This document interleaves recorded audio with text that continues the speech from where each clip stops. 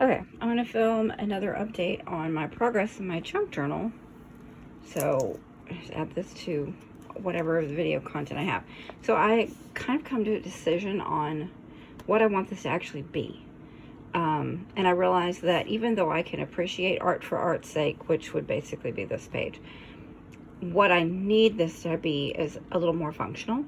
And since I've never made a journal before, I didn't really have a specific direction I wanted to go with it. So as it has progressed, I've evolved to, like, this is a part of a personal collection, but most of what's here is just, collage art or whatever. But I realized that I needed this to have more function than form. So I made a decision to start digging through personal ephemera and trying to make this a little more about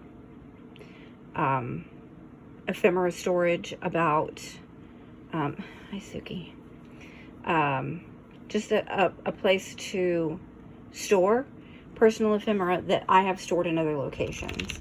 And I think from this point forward, Suki, most of my journals are going to be mementos. I do want to do some 70s and 80s childhood themed journals, but they will also definitely contain a lot of personal mementos and things I have collected. This is a piece of a vintage greeting card from the 1950s. It was an anniversary card, and I decided to make a collage out of this page. This flip that I think I've shown already as part of this is part of my personal stationery collection. And this, again, is another just collage for collage's sake. And this is not anything particularly special. This was part of my collection of Cynthia Hart postcards. And I've made this page out of wallpaper from my grandmother's home. My grandmother had a friend that was a interior decorator. She was in real estate, and kind of through her real estate dealings kind of morphed into some interior decorating, helping people stage homes before it was called staging. And my grandmother had her friend help her pick out wallpaper, and this was one of the papers they picked. And even though I'm not a particularly fond of blue person, I have always loved this wallpaper in its very cameo looking style. And then I created a pocket here for one of my Cynthia Hart postcards that have basically just been stashed away in a container for years and years and have never been on display. And this is more some of my ephemera collection I've shown before. Same thing here with personal ephemera, and then the paper dolls from my great grandmother. So then this page that I had already created and put a pocket in, I've had this little card for years and years. It's like a little mini print. I think it's frameable. I don't think it's intended to be a postcard. I think it's just a little frameable print. And then inside the pocket, I also included this beautiful Mother's Day card that was given to me by my daughter. And I thought all of the roses on here looked really sweet together. This is a card from a friend of mine that is no longer with us. One of my son's childhood best friends.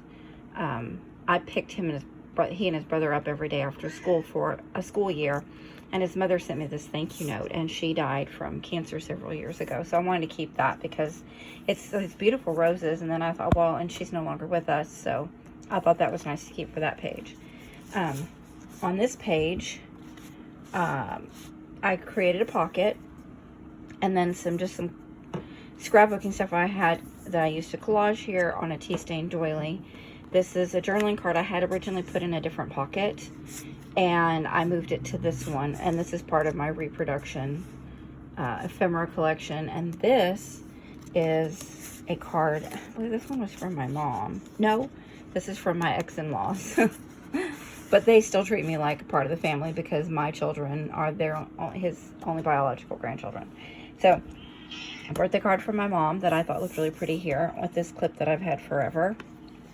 And a handmade Valentine made by my daughter that I just went ahead and glued on this page because there was nothing on the back. And it being all just doilies is pretty delicate, so I went ahead and glued it down. These are pages I still have to do. And then on this page, in the second signature, I made this pocket out of an tea-stained envelope. And this is a Mother's Day card given to me by my daughter, but the card was actually handmade by my mother. But it's signed by my, well, I think it was my, yeah, I think it was just my daughter. Yes. And then I thought that was really sweet to tuck in this pocket. And then this is another Mother's Day card that was from my mother. And then this is one we've already seen. And then things I've already added to this pocket. And then on this page, I made a pocket out of lace and tucked in these cards, which I think I've already shown those in the video as well. And then this journaling card that I made a belly band for on the back of this page. So moving forward, I plan on being a lot more intentional with what I'm doing. And not to say that there won't be pages in here that are just art for art's sake, but that I do feel a genuine sense of purpose now for this journal. And I think moving forward, like I said earlier, they're going to be more memento journals than they are going to be anything that, because I'm not a journaler. I don't write. And I knew that I was going to put photographs and things like that in my journals in the future. And I might write a small amount, but I'm not a person who just writes and writes and writes. So, and I haven't put anything in this. This came with a tiny little like plastic card that said something on it. And I don't know where the card is. If I find it, I'm going to tuck it in here. I tried to tuck in another card and it just didn't look right, so I took it out. But I do feel like, for the most part, that, at least for this journal, it's probably going to be cards and mementos, because I have a lot. And I've saved them all. And they may as well be preserved in a way that is appreciable by other people and not just myself. Anyway. So that's where I'm at with this. I kind of feel like I at least have a direction at this point. And, oh, also, I did do what I said I was going to do in a previous clip. And I photocopied images from my great-grandmother's collection.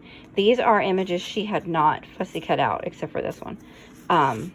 I did that one black and white, and then I did another one that was color, so it's all kind of sepia toned, because these are the actual colors of the papers.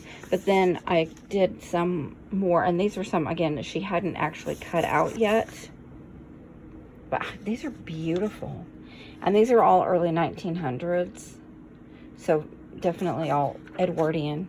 These are some that she had actually fussy cut, and I printed multiples of them, and so there's just the same lady. And then this one, oops. And then all of these ladies, and then these two, and there's a lot more. I just didn't want to go crazy using up all my ink, because, you know, ink isn't free.